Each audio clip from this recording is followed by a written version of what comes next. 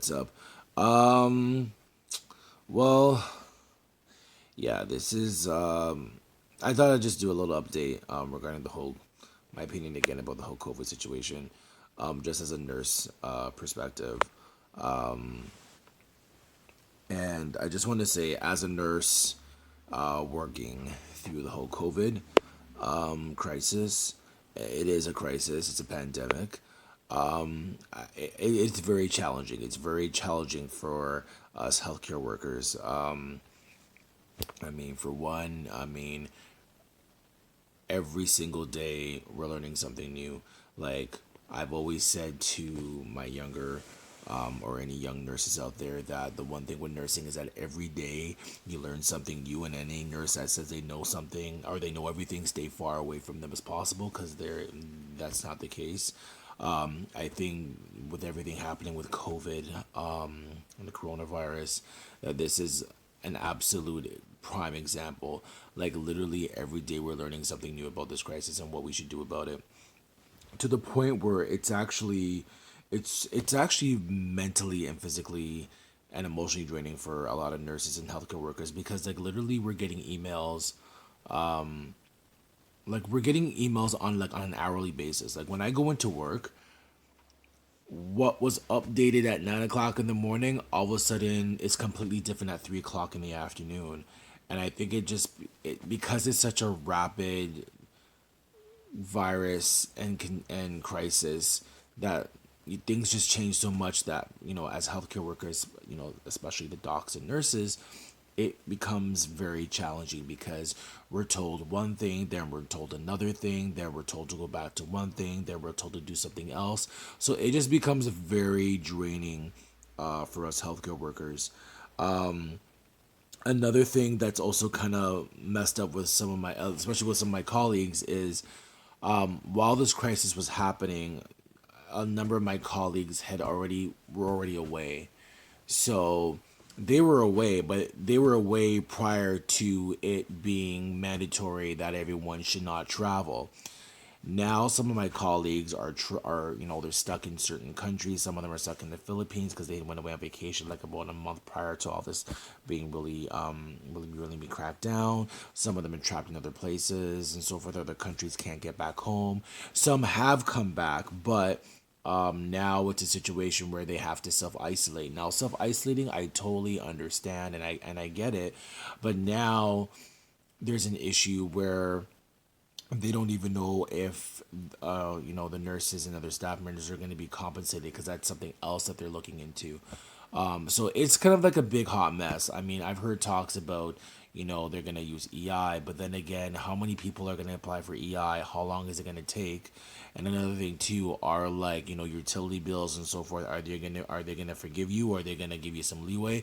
So there's a lot that's going on, and when I really think about the whole grand scheme of things, I'm gonna be honest with you. At first, I was like, nah, it's a COVID virus, it's fine. People just need to wash their hands.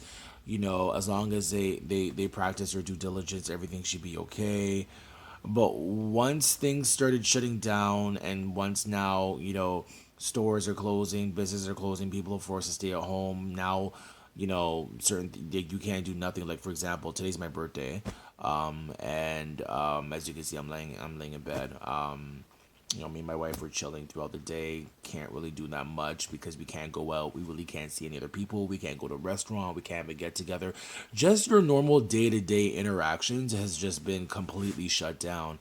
And for me, I'm concerned for a number of reasons, okay? For number one, I'm obviously thinking about the economy and how this is going to affect people because not everyone can work at home. A lot of people do have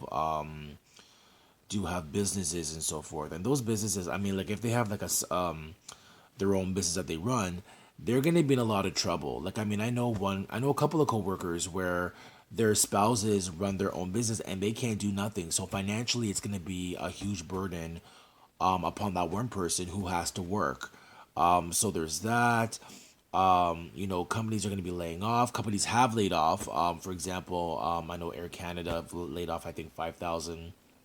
Laid off, I think like 5,000 employees and so forth. So it doesn't be a real toll on the economy and how things are gonna go.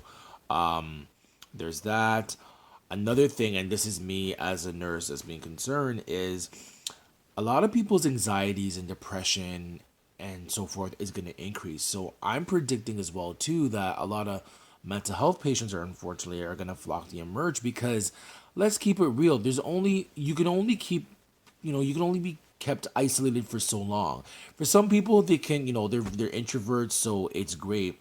But for a number of people that's not the case.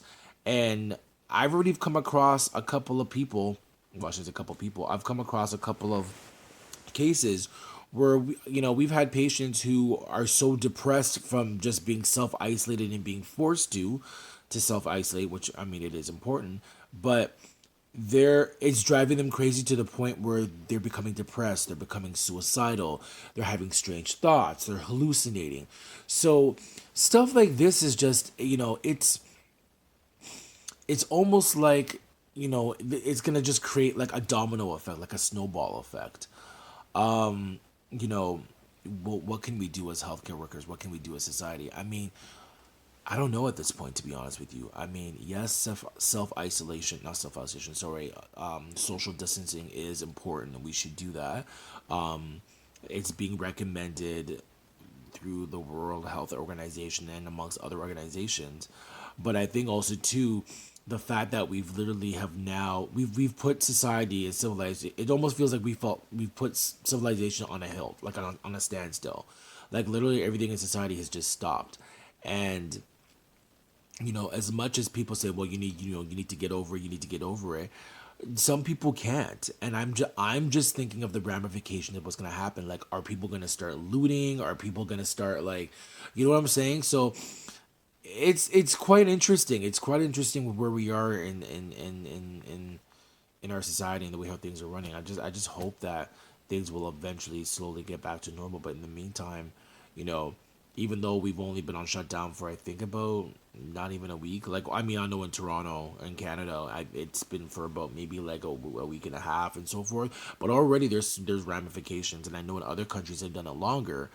But for the type of society that we're in today, it's difficult. If this was like 20, 30 years ago, I can see it being more feasible because things were so, accessible 24/7. You know what I'm saying? Whereas, we live in a society today, in a world today where things are just, we do things constantly.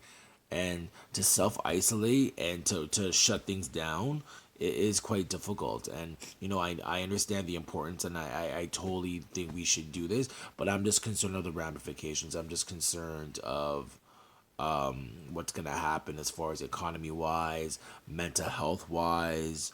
I'm just thinking, what's gonna end up happening in the sense of like, people becoming depressed, increase in maybe suicide, hallucinations, other mental health issues. There's a whole bunch of stuff. And even for us nurses, how much can us nurses take? Because some of us nurses are just, I mean, point blank period, we're drained.